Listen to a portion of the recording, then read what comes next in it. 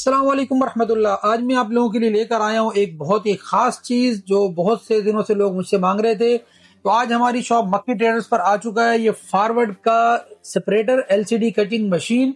और इसके ऊपर आप बड़े-बड़े टैबलेट और टैब जो है आप लोग इसके ऊपर उसका गिलास कट कर सकते हैं, उसको ओपन कर सकते हैं।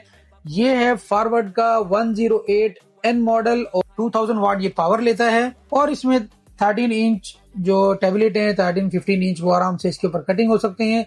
अगर आपको भी ये सेपरेटर चाहिए हो फॉरवर्ड का तो आप लोग हमारी वेबसाइट पे जाके इसके प्राइस चेक कर सकते हैं। और इस वीक में इसके ऊपर हम लोगों ने 20% ऑफ लगाया हुआ है और ये आप लोगों को 20% ऑफ में मिलेगा। अस्सलाम वालेकुम।